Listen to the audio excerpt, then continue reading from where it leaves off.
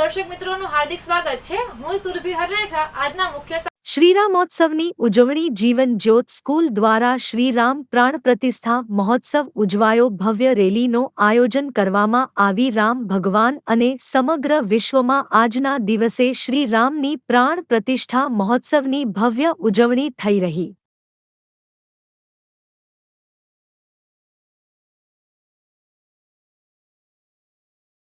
તમારું નામ? મારું નામ કેયુર શર્મા છે। આજે શું કાર્યક્રમ કઈ જગ્યાએ? આજે અમે અમારી શાળામાં એક મહારેલી યાત્રાનું આયોજન કરેલું છે। આપણો જે અયોધ્યામાં રામ મંદિરનું જે પ્રાણ પ્રતિષ્ઠા મહોત્સવ ચાલી રહ્યો છે એ અંતર્ગત અમારી શાળાએ પણ અમારા અમરોલી વિસ્તારમાં આખી રેલી યાત્રાનું આયોજન કરેલું છે અને ખૂબ ખૂબ સરસ આખા અમરોલીના રહેવાસીઓએ જેટલા પણ છે, અમે નજીકની દરેક શાળાની નજીકમાં જેટલી પણ સોસાયટીઓ છે એમાં ખૂબ જ સરસ અમને રિસ્પોન્સ મળેલ છે અને ખૂબ જ સફળતાપૂર્વક અમે આ રેલીનું આયોજન કરેલું છે। ને આજે તમે યંગ છો, શિક્ષક છો, હા, લોકોને આજે રામને મુક્તિ મળ્યો, બીજા બધા ભગવાન છે, તમારું શું સંદેશો છે?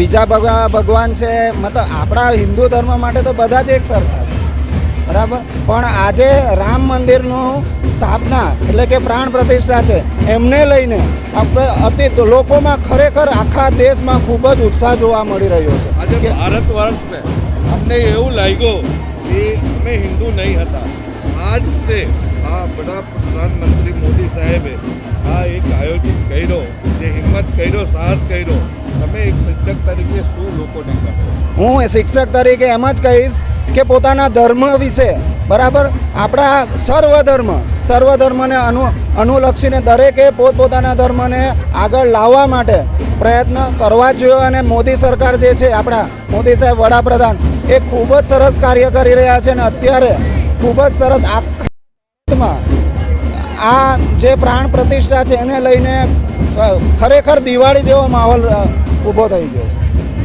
1200 વિદ્યાર્થીઓ અને 350 પેરેન્ટોએ ભાગ લીધો હતો આમાં। આજે જે પ્રાણ પ્રતિષ્ઠાને મહોત્સવ છે, તમારે દિલથી કેવું લાગે છે?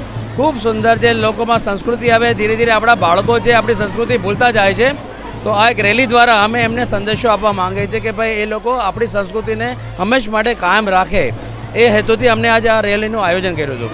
આવતા દિવસોમાં આ તો એક આપણો રામ ભગવાનનું આપણું થયો, બીજા ભગવાન બાકી છે, તમારું શું મત છે?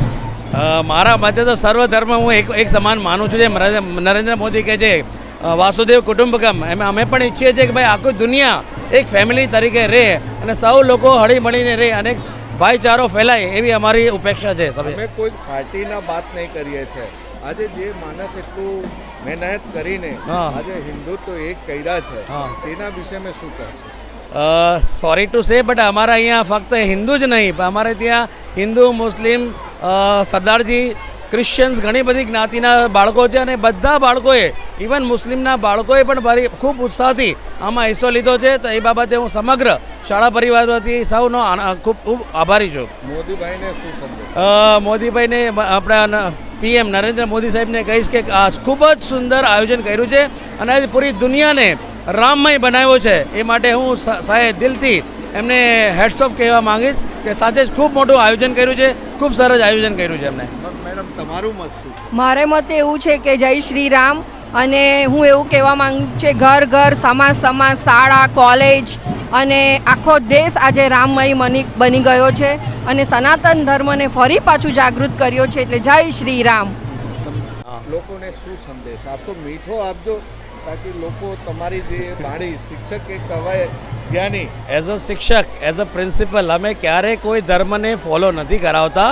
અમે સર્વ ધર્મમાં એક સમાન માનીએ છીએ, બધા હળી મળીને રહે, બધા એક સાથે રહે, બધા ખુશ રહે, આખી દુનિયા, આખું વિશ્વ એક સમાન, એક ભાઈચારાથી ફેલાય, લોકો એકદમ શું કહે છે આ ટેરરિસ્ટની જે એક્ટિવિટી છે એ બધી ભૂલીને બધા લોકો હળી મળીને રહે, એ જ મારો સંદેશ છે લોકોને કે ભાઈ આ કોઈ હિન્દુનું નથી, આ કોઈ મુસ્લિમનું નથી, આ કોઈ ક્રિશ્ચિયનનું નથી, આપ સૌ મળીને એક ભારતને એક રાષ્ટ્ર બનાવીએ, એવી મારી આશા છે। જય હિન્દ, જય ભારત અને જય શ્રી રામ।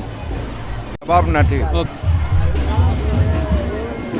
જય આજે 500 વર્ષ હતી હિન્દુઓની એ તપસ્યા પરિણામ મળી રહ્યું છે. રામ મંદિર બનવાનું હતું, બની ગયું છે. આજે પ્રાણ પ્રતિષ્ઠા સમગ્ર દેશવાસીઓને ખૂબ ખૂબ આનંદ છે. આજે અમારી અમરોલી શાળામાં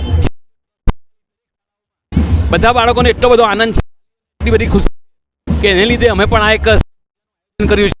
આજે અમારા બાળકો પણ પોતાના રામાયણની બાળકો તૈયાર થઈને આવ્યા છે. વાલીઓને ફક્ત અમે એટલું જ કીધું કે આપણે આ રીતે કાર્યક્રમ કરવો છે, તરત વાલીઓ તૈયાર થઈ ગયા અને પોતાના બાળકોને વેલ ડ્રેસ રામાયણની થીમ તૈયાર કરીને મોકલી આપ્યા. અને ખરેખર મને ખૂબ આનંદ થાય છે કે આજની જે અમારી આ યાત્રા એ ખૂબ પૂરી લગભગ છે. સોસાયટીઓમાં પણ વાલીઓ અને જે સોસાયટીના રહીશો છે એ લોકોને એટલો બધો આનંદ છે. અમને ખરેખર નવાઈ લાગે છે, પણ મને એવું લાગે છે કે આ તો એક શ્રદ્ધાનો વિષય છે. જે બાળકો આજે રામ, સીતા, લક્ષ્મણ, હનુમાન બનીને આવેલા છે એ લોકોને કેટલા બધા લોકોએ કેટલા બધા લોકોએ પ્રણામ. એટલે ખરેખર જે આપણે જોઈએ છે કે સંસ્કૃતિ છે આપણી, એમાં બધાને ખૂબ શ્રદ્ધા છે અને શ્રદ્ધાપૂર્વક આજે બધા વંદન કરે છે અને આપણી સંસ્કૃતિને આવી રીતે જાળવી રાખવા આપણે બધા પ્રયત્નશીલ રહ્યા છીએ. ખૂબ સારું પરિણામ મળ્યું છે.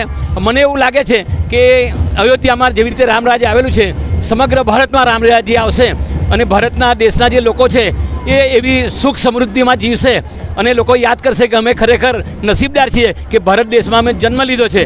જય ભારત માતા કી જય. જય શ્રી રામ.